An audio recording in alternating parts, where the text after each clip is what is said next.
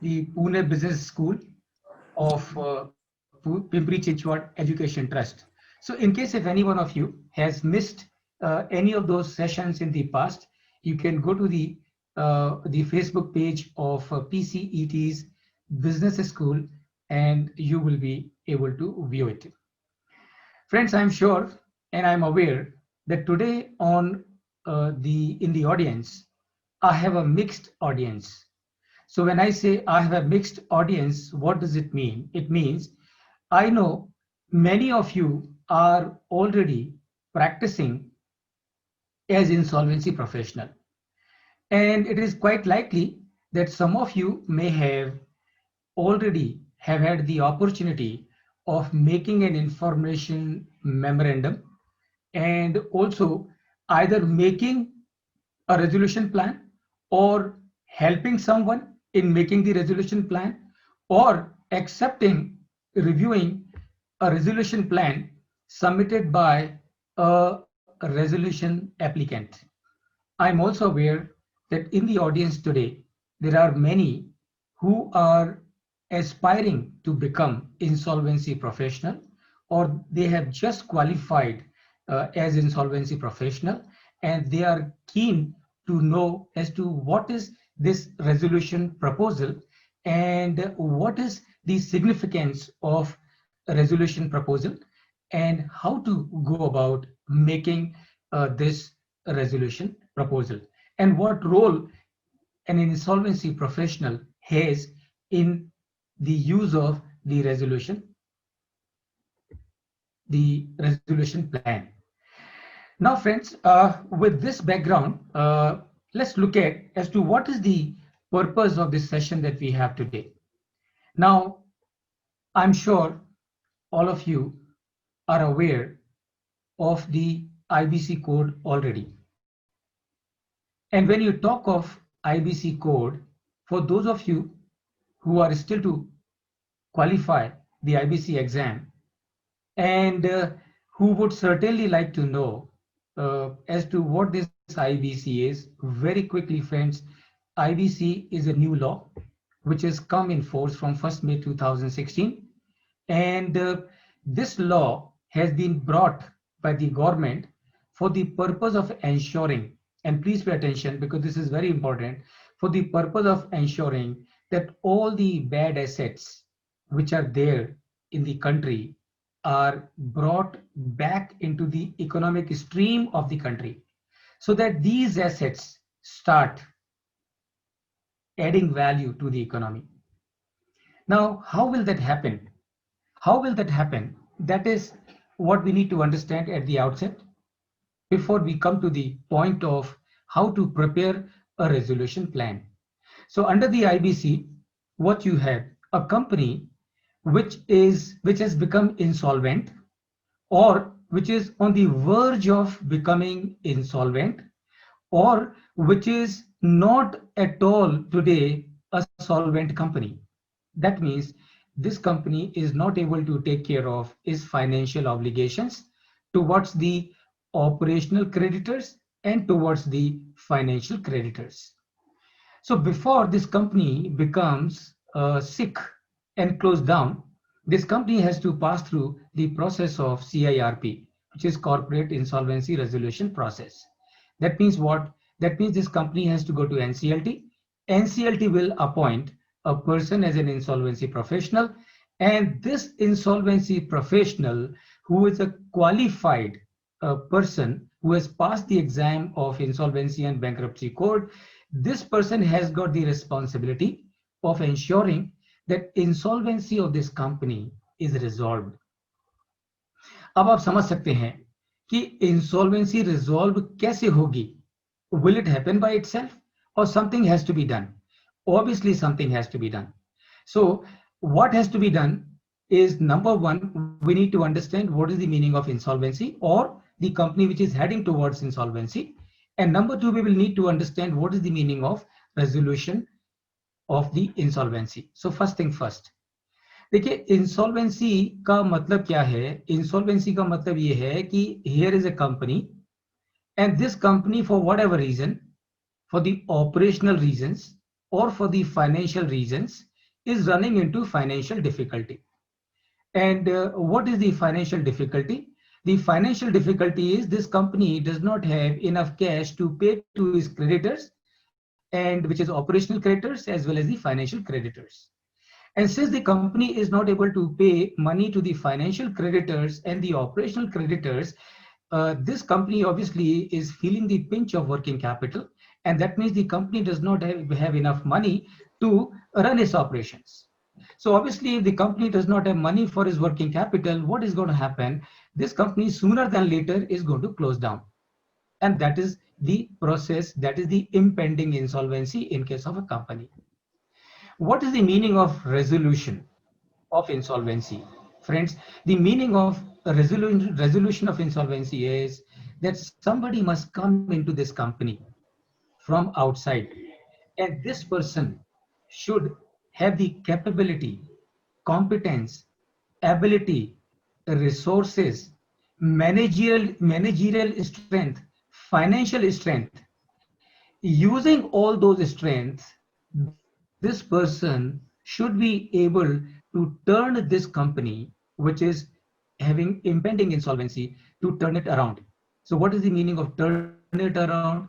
The meaning of turn it around is कि ये जो resolution applicant है, somebody who is wanting to turn this company and make sure कि ये जो company जो कि बंद होने के कगार पर है,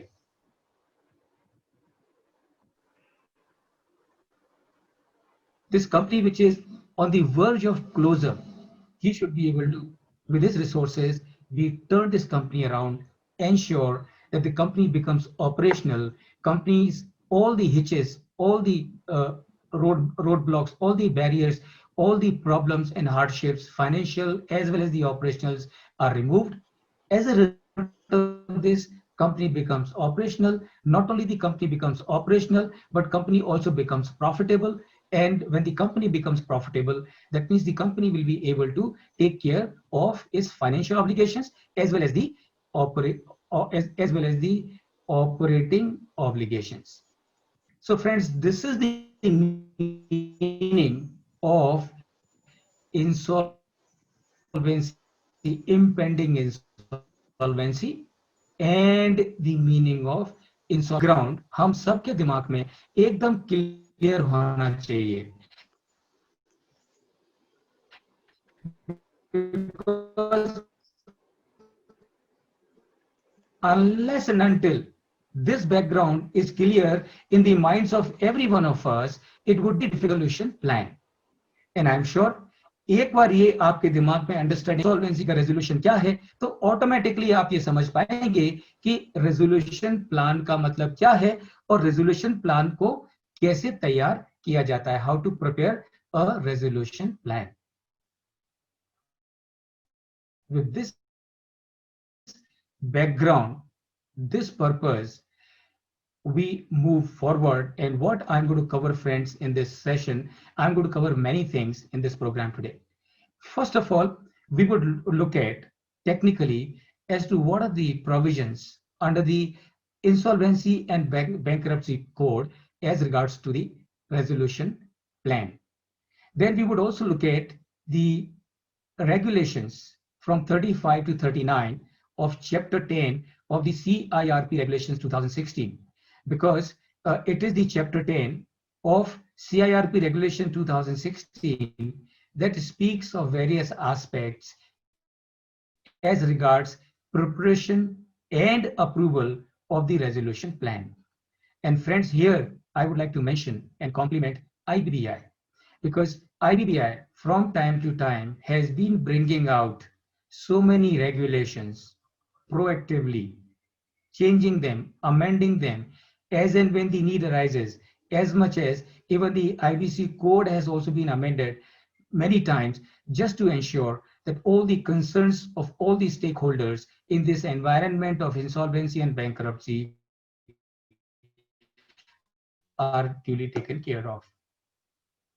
So having done that, then creative resolution plan. तो ऐसा नहीं कि मैं आपको theoretically खाली ये बताऊंगा कि resolution plan क्या है और रेजोल्यूशन प्लान कैसे बनाया जाता है, but I am also going to share with you an illustrative resolution plan where I would be sharing with you as to what all information a resolution plan needs to have.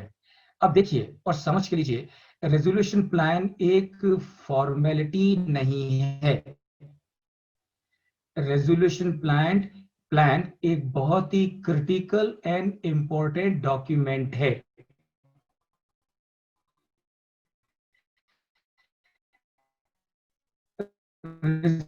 Resolution plan क्या है?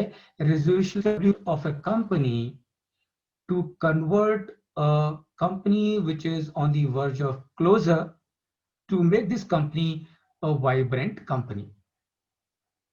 That is the significance of resolution plan, and I'm sure you can understand. You can understand. That means what? That means a resolution plan has to be extremely comprehensive. It has to be not only extremely comprehensive, but it has to be prepared in a way so that when this plan is submitted by a person who is referred in the code as resolution applicant, when this plan is submitted by the resolution applicant to the resolution professional, now that resolution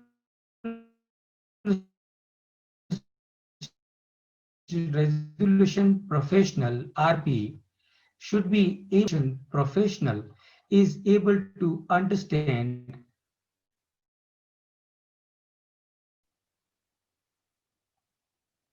only when the resolution professional is able to understand the resolution plan comprehensively, then only he would be able to find it worth its while and place it before the COC. Apprise the COC of the resolution plan, the salient features of the resolution plan, so that COC should be able to approve it. And only after when this resolution plan is approved by the COC, the resolution professional RP will file it with the adjudicating authority, which is NCLT. And NCLT, of course, then will approve it or reject it depending on what view they take. So this is the plan, friends. I have already given you a summary of the entire thing, and it's my request to all of you, keep this summary in your mind always, not only when we are having this session, but otherwise also, because once you are clear about these aspects, then your understanding of resolution plan becomes very clear. Not only your understanding becomes very clear about the resolution plan, but you should also be able to automatically think कि अगर मुझे एक resolution plan बनाना है तो मुझे उसमें क्या क्या इंफॉर्मेशन डालना चाहिए और क्यों वो इंफॉर्मेशन डालना चाहिए। वो इंफॉर्मेशन इसलिए डालना चाहिए ताकि जो रेजोल्यूशन प्रोफेशनल है वो मेरे प्लान को अप्रिशिएट कर सके, समझ सके और उसके ऊपर डिसीजन ले सके। लाइकवाइज अगर आप रेजोल्यूशन प्रोफेशनल हैं और आपके सामने एक रेजोल्यूशन प्लान आ रहा है, you should be able to quickly appreciate it and take a decision based on this. So friends, with this background, let us move forward and we look at the legal provisions, that is section 30 of the IBC code, as to what are the provisions as per the section 30 of the IBC code, which is regarding the resolution professional. And also we look at section 31, which is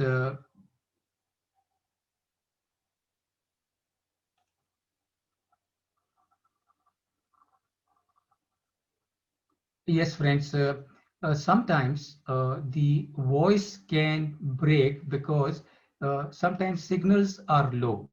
So in case if you experience any such thing, then I would request you to raise your hand, any one of you, or put a message in the chat box.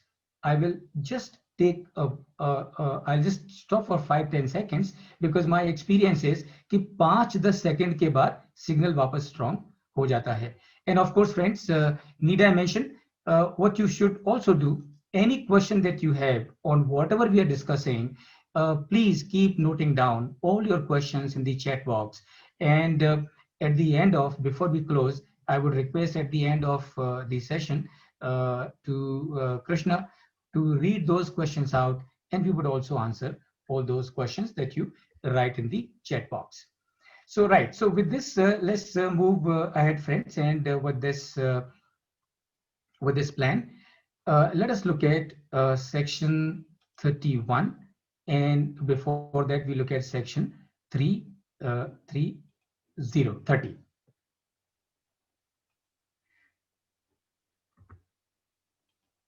So this is section 30 is the section as per the IBC code, and according to section 30, number one, the resolution applicant has to submit a resolution plan along with an affidavit about eligibility as per section 29A. So remember, you know who is a resolution applicant? A resolution applicant is someone who is interested in taking this corporate debtor, which is undergoing the insolvency resolution process, and put his money and resources to turn this corporate debtor around. Now, so the resolution applicant, RA, has to submit his resolution plan, and together with the resolution plan, he also has to submit an affidavit under section 29A. And what is section 29A? Section 29A puts certain restrictions on certain people who are not eligible to submit a resolution plan. So only a person who is eligible to submit a resolution plan as per section 29A, he only can submit a resolution plan, and therefore the resolution applicant has to submit an affidavit confirming that he is eligible as per section 29A to submit this resolution plan. Now, what the resolution professional will do, a resolution professional will examine this resolution proposal or resolution plan, and after he is convinced about the workability of the resolution plan, then he will put it up before the COC, which is the committee of the creditors. Committee of the creditors will of course examine it further, and if the committee of creditors is convinced about the workability and the feasibility of the resolution plan, then they will approve it with a vote of not less than 66%. So this is the requirement as far as the IBC code is concerned for the approval of a resolution plan. Now, this meeting in which the COC is approving or is reviewing or is considering the resolution plan, this meeting can be attended by the resolution applicant. Only thing, he will not have a voting right, obviously, because the voting right of the COC are restricted only to the COC members only. And after the plan is approved by the COC, then the resolution professional will submit the application with the NCLT, which is the adjudicating authority, for its approval. So this is your section 30. Now, then we go to the section 31, and that is regarding the approval of resolution plan. So once the resolution plan, which is approved by the COC and applied to the adjudicating authority by the resolution professional, the adjudicating authority, if they find and if they are satisfied with the resolution plan, they will approve it. And if they approve it, then it is going to be binding on everyone, all the stakeholders, including the central government, the state government, and also the local authority. Now, the adjudicating authority, if it is not satisfied, that is NCLT, if it is not satisfied, then it can reject also. Now, once the resolution plan is approved by the adjudicating authority, then it becomes binding. Plus, once it is approved by the adjudicating authority, the moratorium period, which is announced as per section 14 of the IBC, that moratorium period ceases to exist. And from that day, the company's resolution, the real resolution starts. And in which case, the resolution plan, the professional has to submit forward all the related documents, whatever they may be, to the board. And once the plan is approved by the NCLT, then the resolution applicant, the company or the person or the group or the entity or the or whatever consortium which has bid for which has successfully bid for the resolution of the corporate debtor, they will have to start working, start obtaining necessary approvals within a period of 1 year. So these are the provisions with regard to the resolution proposal, a resolution plan under section 30 and section 31. Then, friends, as far as the structuring of the resolution plan is concerned, we have to go to chapter 10, chapter 10 of the CIRP regulation of 2016. And there are certain regulations which are given in this chapter 10.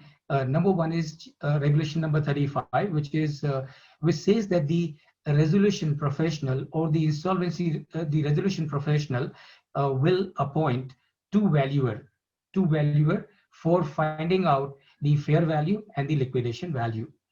Then there is a section, the regulation 35A, that talks about the preferential and other transactions. So it is the responsibility under section 43, 45, 50, and 66 of the IBC code. It is the responsibility to find of the insolvency professional or the resolution professional to ascertain there are 4 different categories of transactions which are referred as PUFE, So preferential transactions, undervalued transactions, fraudulent transactions, and extortionate transactions.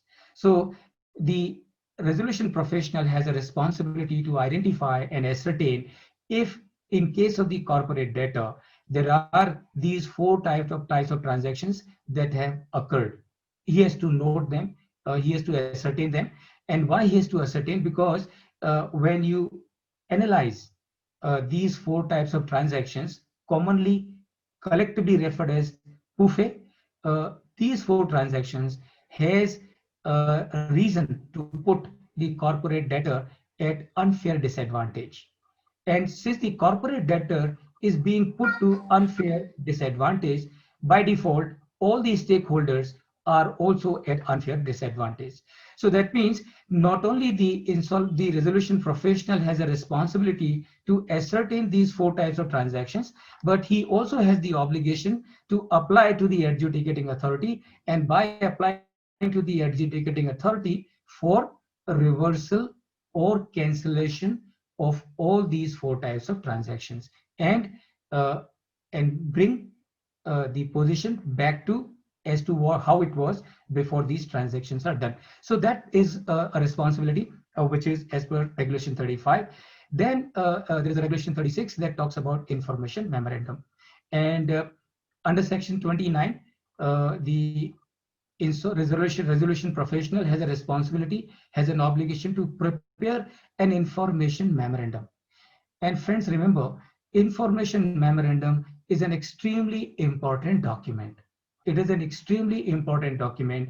And why it is an extremely important document? Because it is based on the information covered in the information memorandum. The prospective resolution applicants are going to formulate their resolutions plans to submit to the resolution professional. And that is covered by regulation 36 and section 29 of the IBC. Now, we already have done one session as to how to prepare information memorandum earlier last week. And therefore, in case if any one of you would like to know as to how information memorandum is to be prepared, we have had a detailed session on that, covering section 29, covering regulation 36, and illustrating one information memorandum. So in case if you have missed attending this session, you can go to the Facebook page of PCET's Pune Business School and you can review it. Then Regulation 36A talks about invitation for expression of interest. And this is again an obligation cast upon the resolution professional. That means what? That means the resolution professional has in Form G in the newspapers, inviting people for expression of interest. And what is it? It is the people inviting the people who may be interested to submit a resolution plan for turning this company around, and that is the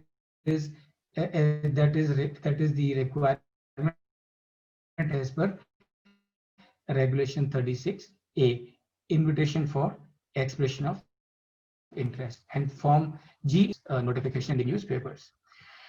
Then Regulation 36B talks about request for resolution plan. So, once the resolution professional receives the expression of interest, and based on the persons who may have submitted the expression of interest, the resolution plan, the resolution professional will have to give request for resolution plans. That means he will need to request all these people who have expressed interest in submitting their proposal. So he will have to give a detailed document which is referred as request for resolution plan. And then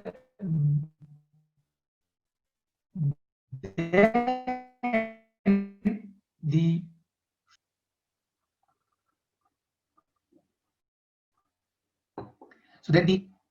prospective resolution applicant will prepare their plan, resolution plan. And remember, जिस तरह से information memorandum बहुत critical है in the turning around of a company, in the insolvency resolution of a company, उसी तरह से resolution plan भी उतना ही important है, उतना ही critical है from the point of view of the insolvency resolution of the corporate debtor or the company who is undergoing the insolvency resolution.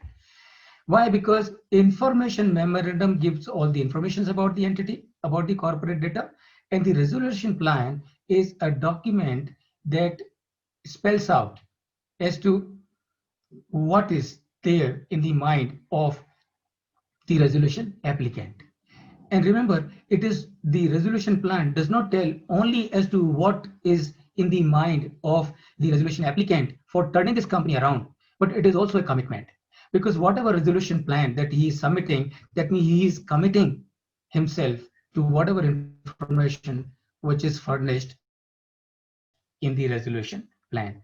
And of course, the regulation 38 of the chapter 10 specifies the mandatory contents of the resolution plan. That means the resolution plan will have a lot of information. Besides all that information, the resolution plan will also need to have certain information which are mandatory in nature. So we will talk about as to what those informations are. And then finally, of course, the approval of resolution plan will happen as I have mentioned already. So the resolution plans, once it is submitted by the resolution applicant to the resolution professional will review it. He will submit it to the COC. COC will review it, and if the COC is convinced about it, and with the voting of not less than 66%, they will approve it. So once the COC approves a resolution plan, then the resolution professional will submit it to the NCLT for their approval. And once the NCLT approves a plan, that plan becomes effective. So this is, friends, chapter 10, which I thought you must be aware when it comes to preparation of a resolution plan. These are the PUFE transactions that I have already spoken with you. So section 43 talks in terms of preferential transactions. Section 45 talks about the undervalued transactions. Section 66 talks about the fraudulent trading. Section 50 talks about the extortionate credit transactions. And these transactions are of course critical because these transactions, if they have taken place in case of a corporate debtor, the corporate debtor has been put to an unfair disadvantage, and any unfair disadvantage to a corporator is obviously going to result into unfair disadvantage to the remaining stakeholders of the corporate debtor. And therefore, the resolution professional has an obligation to approach the NCLT for reversal or cancellation of all these kind of transactions which he may have ascertained during the process of his running the entity. Now, friends, we come to the illustrative resolution. So, what we have understood so far. Number one, we have understood as to what is the purpose of insolvency and bankruptcy code. And that purpose is that insolvency and bankruptcy code should help all the bad assets, all the distressed assets, all the companies which are finding it difficult to run their operations, or the companies which are on the verge of closure. All these companies should be revived, brought back into the economic stream of the country so that they start adding value, so that those assets which otherwise are rotting and getting depreciated or getting destroyed, all those assets are brought into the economic mainstream of the country and they start adding the value. We have also understood in this process, ये जो IBC का जो purpose है of turning the companies around, उसमें दो चीजें बहुत important हैं और पहली चीज है वो है information memorandum. So the insolvency resolution professional has a task, has a responsibility to ensure once he is appointed as the insolvency professional, he has an obligation to prepare a very comprehensive document which is referred as information memorandum, IAIM in short, and that document has to be very comprehensive. Based on the information memorandum and of course based on their other sources of information, the prospective resolution applicants submit their resolution plan. And remember, this resolution plan, friends, is not merely a document. It's not merely a formality. It is a document. It is a blueprint which is proposed by a resolution applicant as to how he plans to turn this company around. So this resolution plan spells out as to what all he is going to do to ensure that this company which is undergoing insolvency resolution is turned around. So not only it's a blueprint, not only it spells out as to what the resolution applicant is going to do, it also brings out that his commitment, it also confirms his commitment for the resolution of the corporate debtor. Now, friends, let's look at as to in reality, in actual life, how a resolution plan should look like or would look like. Remember, what I'm discussing with you is only an illustrative resolution plan. It is by no means a comprehensive resolution plan. So ऐसा नहीं है कि जो मैं whatever I'm discussing with you is final. It's not that whatever I'm sharing with you, nothing more than that is required. No, what I'm discussing with you perhaps is the minimum that is what is required. Something more than that, which ultimately going to help the resolution of the company is most welcome, definitely. So let us look at first of all as to what are the contents of a resolution plan.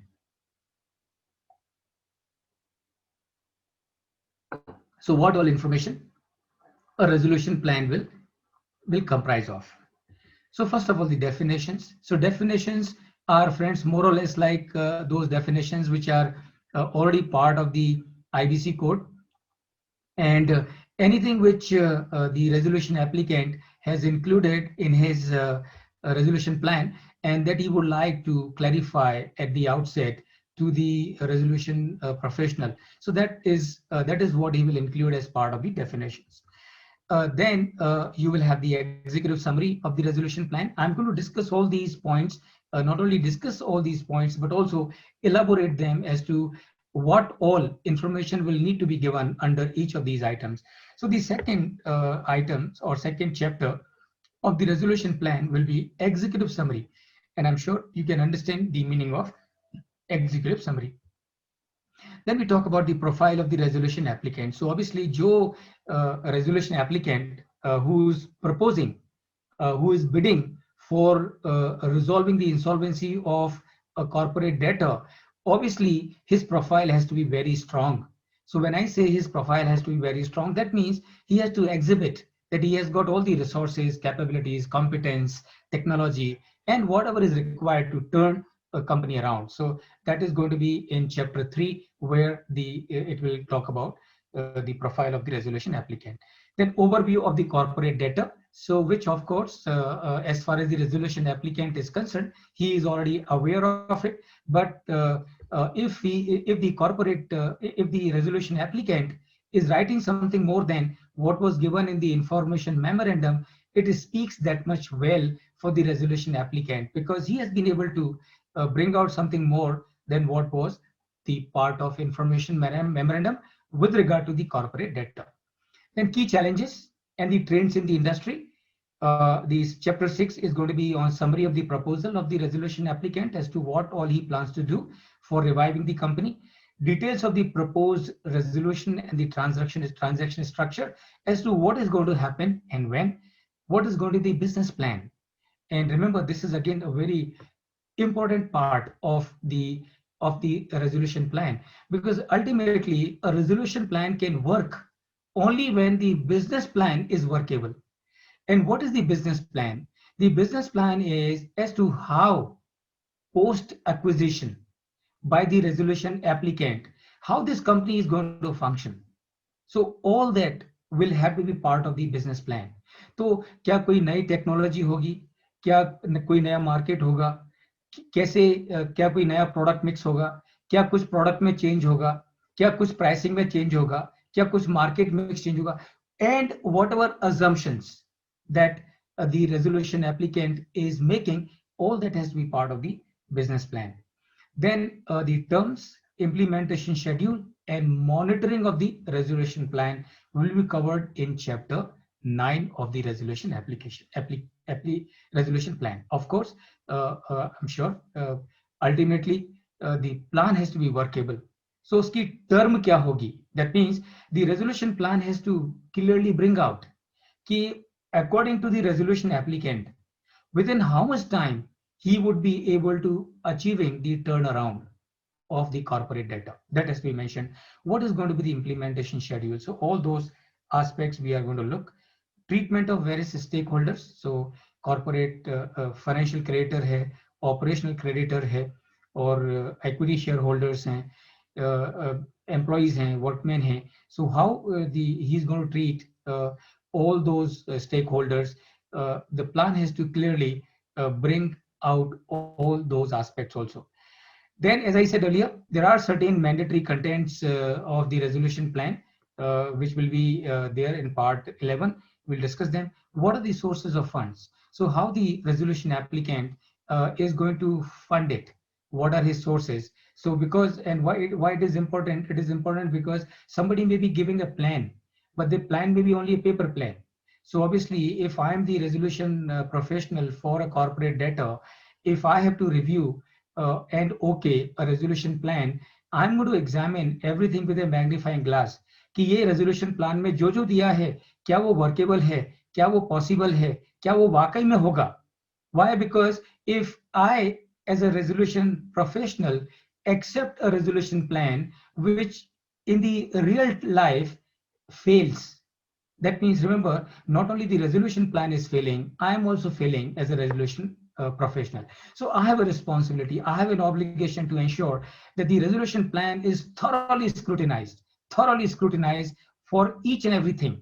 And as a resolution professional, it is my responsibility to check that everything is in order, everything is workable, everything is feasible. Then only I should move forward with it. So I would also examine, I would check as to where whatever money, and remember, I'm sure all of you have seen, so you have the resolution happening of Bhushan Steel, you have a resolution happening of SR Steel and Ruchi Soya, Alok Industries. So many companies have already gone through this process of a resolution plan, and we all know the size of amount involved runs into 25,000 crore, 40,000 crore, and so on and so forth. So if a resolution applicant is talking about those kind of amounts, as a resolution professional, it's better for me that I check myself, confirm and reconfirm as to whatever money that he is committing in his resolution plan. I must be 100% sure about as to all those funding is duly tied up. Because if that funding is not tied up,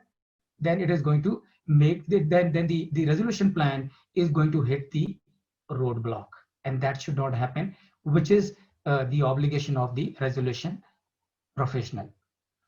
And the term of resolution plan, and finally, of course, schedules. So whatever schedules with regard to all the informations which are covered here, those schedules will be coming as part at chapter 40.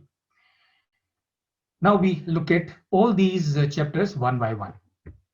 So friends, this is the chapter 1, and this is chapter 2. Chapter 1 is on definition, and it is quite understood by every one of us. We need not spend time on that. So chapter 2 is the executive summary of the resolution plan. क्या क्या आएगा इसमें? So first of all, amount of upfront payment to creditors has to be part of your executive summary. Balance repayment obligation to creditors.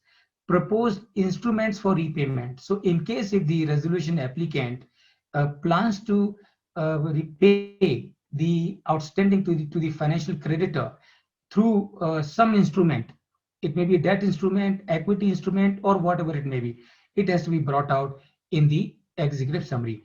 Interest rate, coupon and frequency of payment, repayment schedule, security, conversion terms for quasi-equity instrument. So in case if the resolution applicant is proposing in his plan issue of quasi-equity instrument, then those quasi-equity instruments will be converted into equity at what period? And before they are converted, what is going to be the rate of interest and things like that? All will have to be part of the executive summary. Terms of equity being offered to tenders. So in case if equity is being offered to the lenders, then what are the terms of those equity? Amount of fresh equity proposed to be infused for improving operations of the company. So please remember, friends, the obligation of the resolution applicant is not only to satisfy the obligations of the financial creditors and the operational creditors and the other creditors. Much more than that, he has got another obligation. And what is another obligation? Another obligation is to infuse fresh capital into the corporate debtor. And why infuse the fresh capital into the corporate debtor? Because the corporate debtor, the company which is undergoing the insolvency process, is suffering the working capital, is having certain capexes which are incomplete, or it needs certain capexes to be done afresh, so that there are the benefits of economies of scale and things like that. So the executive summary will also highlight as to what is the amount of fresh equity that the resolution applicant proposes to infuse for improving operations of the company. Then corporate guarantee or additional collateral security that may be offered by the resolution applicant has to be mentioned here in this chapter. Details of key management personnel of the resolution applicant बहुत important है. देखिए ultimately the companies become sick because of the people, and companies become vibrant also because of the people. And therefore, the executive summary will also cover the key management team of the resolution applicant that will be working on turnaround of this entity. So that is your chapter number 2. And some more information that you will have as part of the chapter number 2 is details of prior experience. So in case if the resolution applicant has already worked on this kind of assignments in the past, or this kind of projects in the past, those also need to be incorporated to his advantage.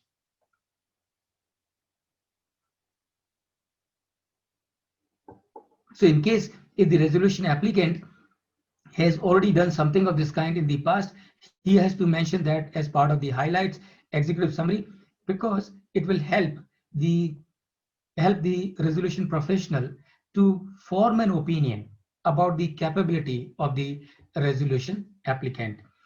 Uh, in case if this resolution applicant has done something of this kind in past, either in India or abroad, and what has been the success story of those cases needs to be brought out. And what is the credit rating of the resolution applicant? That information is also got to be part of uh, of the the executive summary, and for obvious reasons, because obviously resolution applicant got to be having a very high credit rating from the credit rating agencies, because that is an automatic parameter as far as his credibility and competencies are concerned. Other than that, in the executive summary, the resolution applicant will also have to talk about as to what does he plan to do.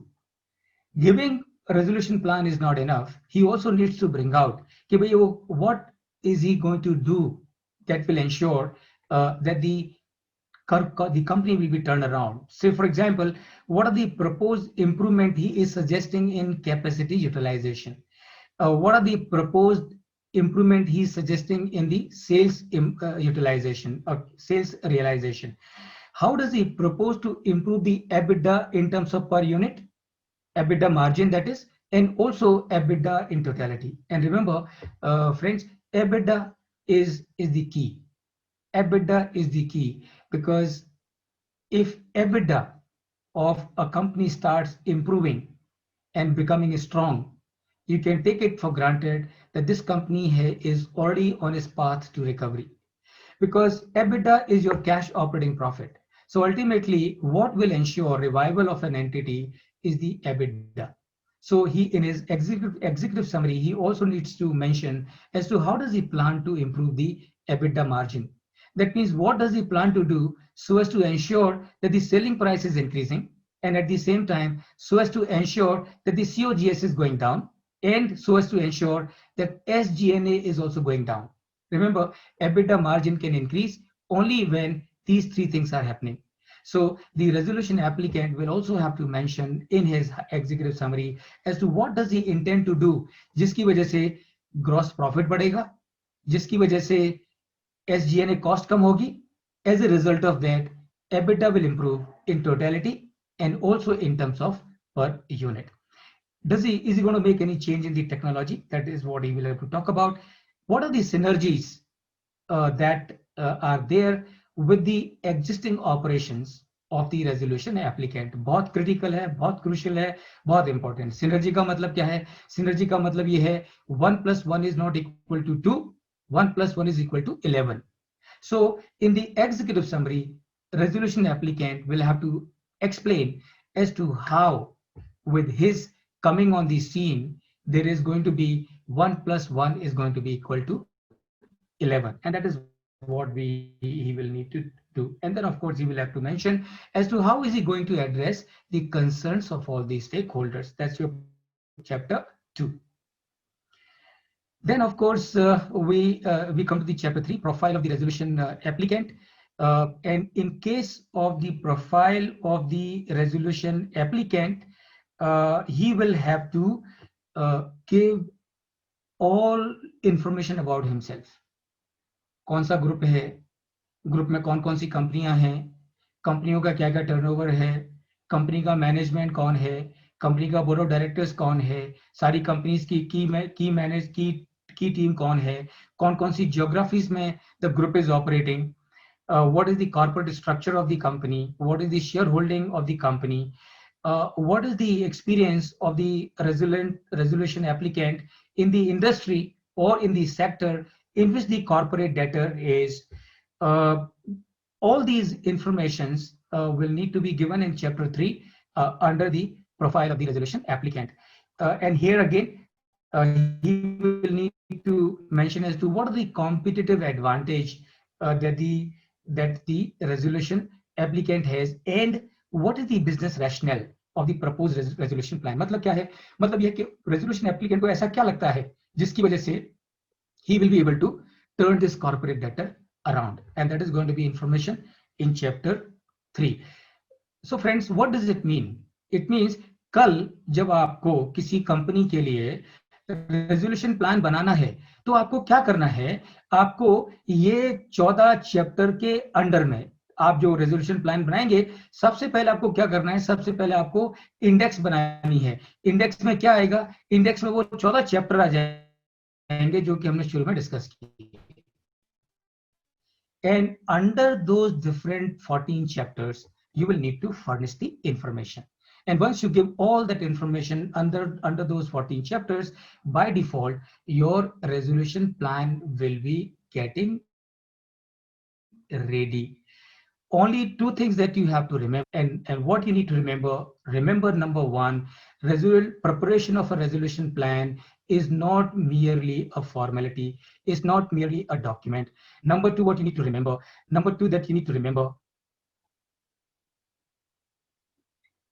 Number two that you need to remember, the resolution plan is the blueprint. Resolution plan is blueprint of what the resolution applicant has in his mind for turning this company around.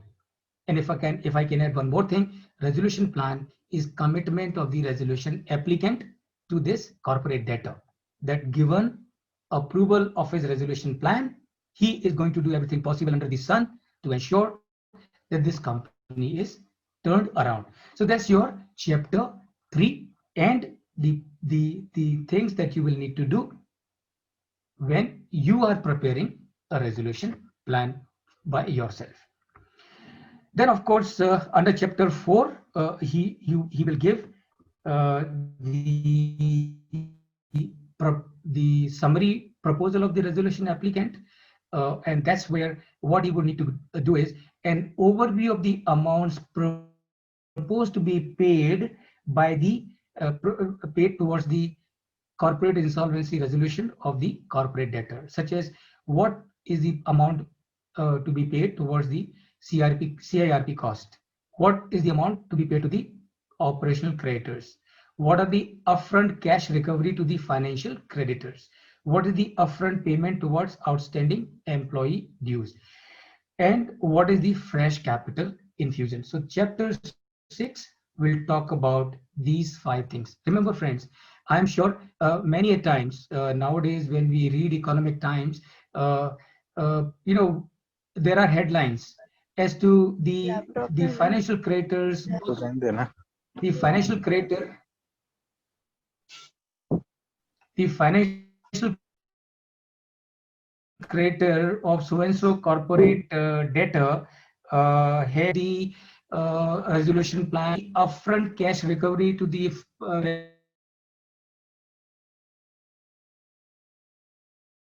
creditors there. So that's your chapter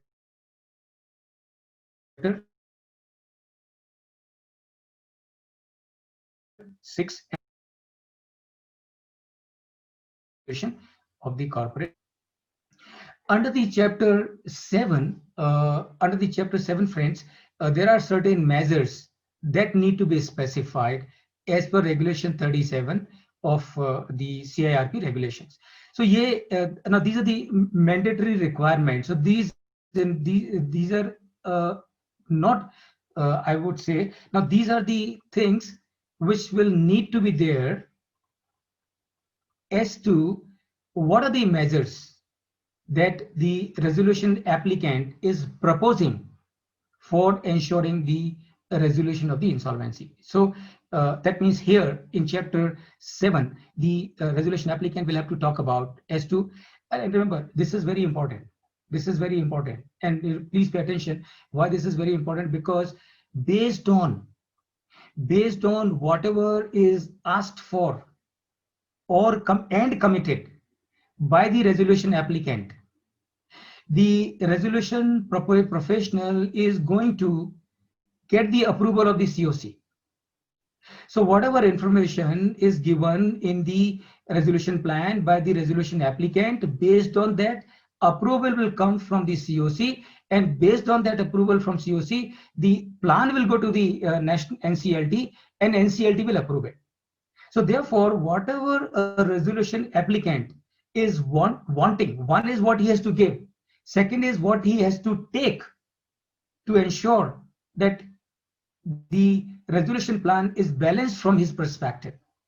All that has to be very clearly brought out and mentioned in this chapter 7.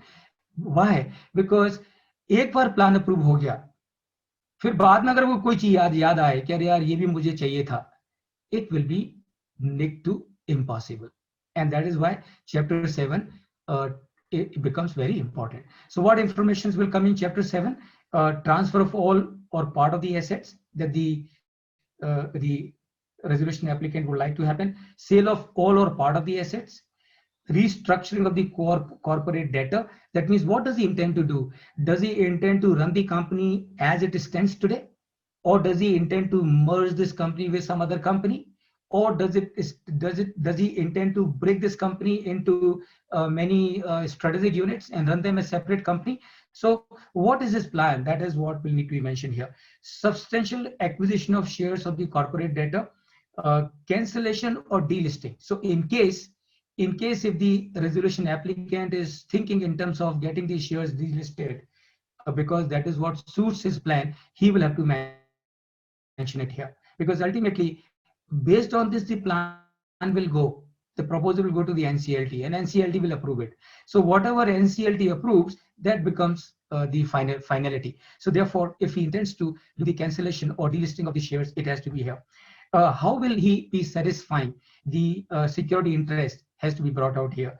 How will he be curing or waiving of any breach that may have taken has to be part of chapter 7. Uh, what is the amount of haircut he is expecting from the creditors has to be mentioned here. Does he intend to ask for any extension of any maturity date for any of the debt of the corporate debtor? Has to be here. Does he intend to amend the constitution document of the corporate debtor? Has to be here. Does he intend to issue securities of the corporate debtor for cash? Does he intend to change the portfolio of the goods or services? Has to be here. Because ultimately, whatever he is going to do has to be spelled out. Does he intend to bring any change in the technology of the corporate debtor? Has to be here. And that is your chapter 7. Chapter 8 will talk about the business plan. And as I said earlier, very important. Business plan का मतलब क्या है? Business plan का मतलब है, what is going to be your projected financial statements? What is going to be your projected profitability for next 5-10 years? What is going to be your projected balance sheet for next 5-10 years? What is going to be your projected balance sheet for next 5-10 years? What is going to be your cash flow statement for next 5-10 years? And that means what? That means it's not an Excel sheet that you have to give here. You have to give here a document which is so much authenticated, which is so much strong, that this must kind of be a future plan. So that business plan has to be here as part of chapter 8. Or here, the resolution applicant also has to mention as to what are the assumptions, what are the basis on which he has prepared this business plan. Remember, business plan is extremely critical because सारा resolution plan depend करेगा कि आपका business plan कितना feasible है, कितना workable है. अगर आपका business plan fail होगा तो आपका पूरा resolution plan भी fail होगा. And therefore, not only the resolution applicant has to spend enough time here in preparation of the business plan, but the resolution professional also will have to spend enough time and ensure that everything which is given here is thoroughly validated. The chapter 9 will talk in terms of term, implementation schedule, and monitoring of the resolution plan. So what are the terms of the resolution plan? What is the term? That means कितना time में होगा? Implementation schedule क्या है? So from the time the plan is approved by the NCLT, what is going to be the way forward? What are going to be the milestones? What are going to be the landmarks? So all that will need to be brought out. So whatever approvals are to be required, step by step step timeline will need to be given as part of your chapter 9. And then what treatment will be given by the resolution applicant to different stakeholders. So resolution, how is he going to treat when an employee get used, how is he going to handle financial creditors, how is he going to take care, operational creditors, how is he going to take care, shareholders, how is he going to take care, and other creditors. So in chapter 10, he will have to specifically mention all this. So which means, friends, remember, when I say he, that means you. That means tomorrow, when you are making a resolution plan, this is what you and I will have to do. So if you have to prepare a resolution plan, this is what you will have to do. If I have to prepare a resolution plan, this is what I have to do. That means मेरे chapter 10 में ये सारी information मुझे incorporate करनी होंगी. Then these are the mandatory contents of the resolution plan. So as specified in regulation, different regulations of the CRP regulations. So what are the amount due to the operational creditors will need to be mentioned, term plan will need to be mentioned, management and control, what are the means for supervision. So approval is fine, but it does not stop at that. The implementation has to start. If the implementation has to start, how is it going to be monitored? So the monitoring committee will need to be formed. Maybe the board of directors will need to be reconstituted. So all those plans will need to be done. Compliance with the provisions will need to be done. How the resolution applicant intend to do all this, and these are the mandatory requirements. So chapter 11 of your resolution plan will need to incorporate all these details. And then, of course, he will also need to indicate the sources of funds. As I said earlier, it's not enough that you are giving a resolution plan. You also need to mention as to how are you going to raise those funds, where those funds are going to come. And because unless and until as a resolution professional, I know where the money is going to come, I will not be able to put too much of faith and confidence in that resolution plan. Then, of course, you will have the terms of the resolution plan. Different terms will need to be incorporated. And finally, friends, you will have the schedule, the chapter 14, and the chapter 14 will have the all the schedules of all the informations that you have incorporated in all these 13 chapters that you would like to further support with the annexures and things like that. So friends, this is the entire process of preparing a resolution plan. I'm sure, friends, this must have given you a fairly good understanding. I'm sure, friends, with this session, you would be able to have a very strong hold and confidence in making a resolution plan. Not only in making a resolution plan, in case that is in case if you're working on behalf of a resolution applicant, but also review a resolution plan in case if you are appointed as a resolution professional for a corporate entity. So I'm sure with this, friend, we would come to the close of this session, which is on how to prepare a resolution plan. Though the title is how to prepare the resolution plan, but really speaking, it is also how to review a resolution plan. And finally, friends, what I would like to share with you is remember, uh, resolution plan has to be comprehensive. And what may be the driver of a resolution applicant? एक सवाल जो आपके दिमाग में आया होगा, आना चाहिए, वो ये कि एक कंपनी जो कि बंद होने के कगार पर है, why should somebody be interested in putting his money into this company? And that is the reason for which we need a resolution plan. Because resolution plans does what? Resolution plan removes the flab in the business, in the corporate data, wherever it is possible. It removes all the wastages and it cuts the corporate data into size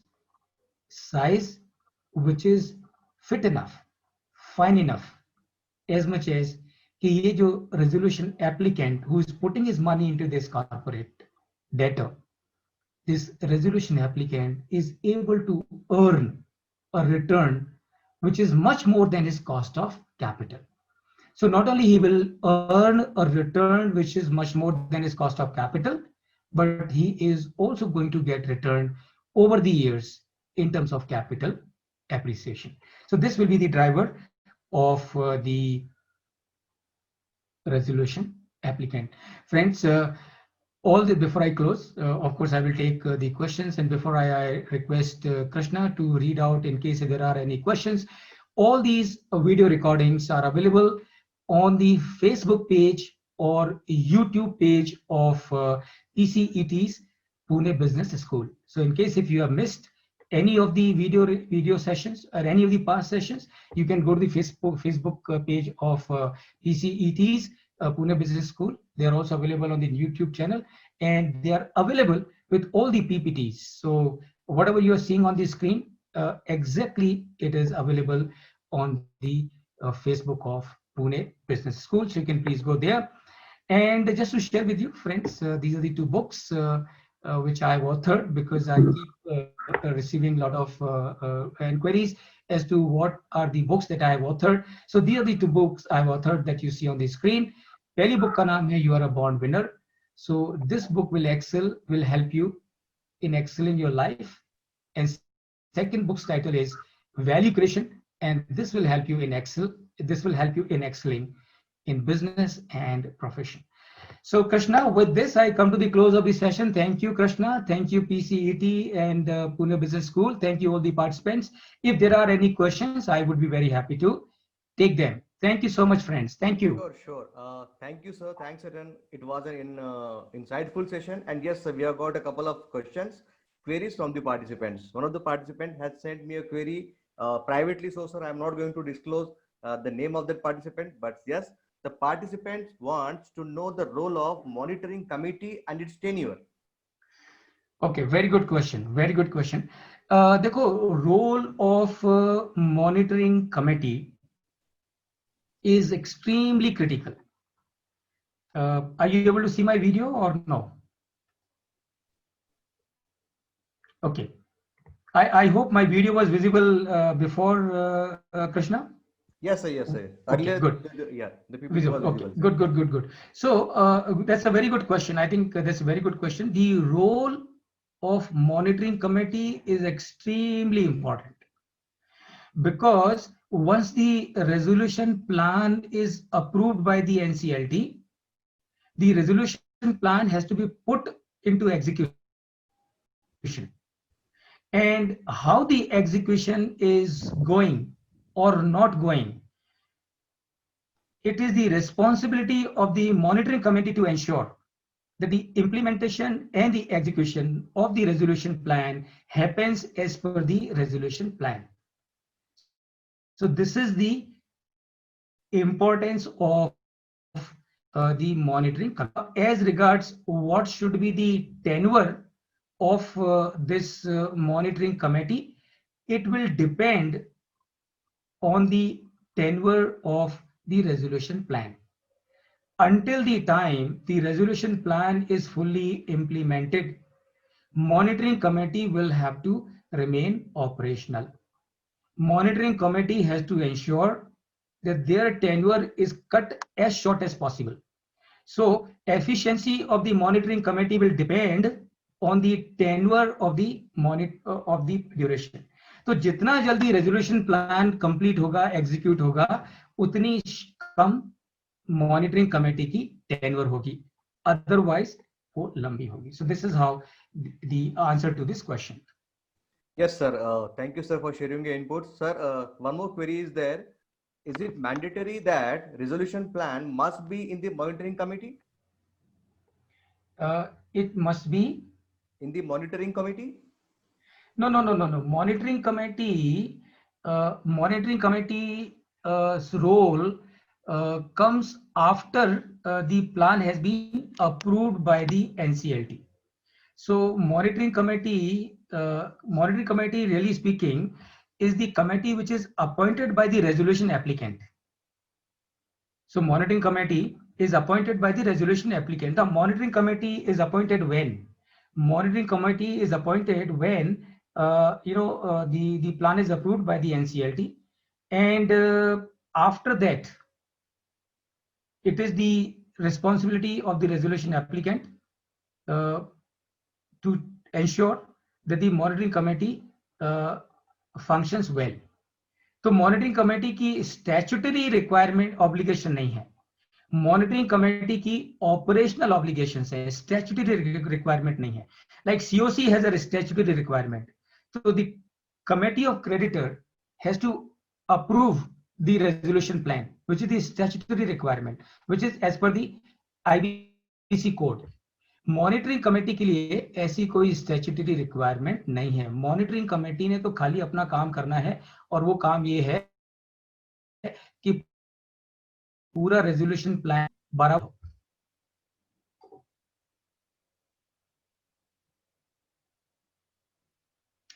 Krishna, you have to unmute yourself. Yes, sir. Yeah. Thank you, sir. Indeed, it was a wonderful session, and sir, the days are going, and we are getting a wonderful session, wonderful knowledgeful sessions, and yes, it's a blend of knowledge sessions and the motivational sessions. So tomorrow we are going to have living with sharks yet growing tremendously. I hope that will also be a wonderful session for the participants that will motivate them to grow and succeed in their life. Krishna, there's a question that I can read here. Yes, somebody is asking, maybe you mentioned, his question is it mandatory that RP must be in the monitoring committee? Yeah. No, it is not mandatory, because RP's role is finished the day the plan is approved by the NCLT. So the day plan is approved by the NCLT, RP's role is over. The resolution applicant, in his own interest, may request the resolution professional to be associated continuously with him in ensuring the implementation of the resolution plan. So it is not mandatory, but it is definitely recommendatory, because any resolution professional who has brought a corporate debtor to the stage where the resolution plan is approved by the NCLT, he has by all means established his credentials and capability. And any corporate applicant must take the benefit of his knowledge, his understanding of handling the CIRP of that entity. So not mandatory, definitely recommendatory. I can read some question here quickly so that nobody should. Okay, so yeah. All what right. is the status of COC after submission of resolution plan with NCLT for the approval, and when it ceases to exist? Right. Okay. Again, very good question. So remember, the moment NCLT the NCLT approves the resolution plan, the CIRP process is over. So there is no need for any COC to exist, because COC का जो role था, COC role is confined only until the time the plan is approved by the NCLT. So once the plan is approved by the NCLT, COC disbands automatically. So there is no formal requirement of COC to continue even after the resolution plan is approved by the NCLT. But please pay attention, in the monitoring committee, COC members, so who are the COC members? They are lenders. So the lenders can, in consultation with the resolution applicant, and depending on the comfort of the resolution applicant, can recommend some of them to be there as part of the monitoring committee. But remember, it is at the convenience and the comfort of the resolution applicant, because once the plan is approved by the NCLT, the company is now resolution applicant's baby. So everything is now decided by him.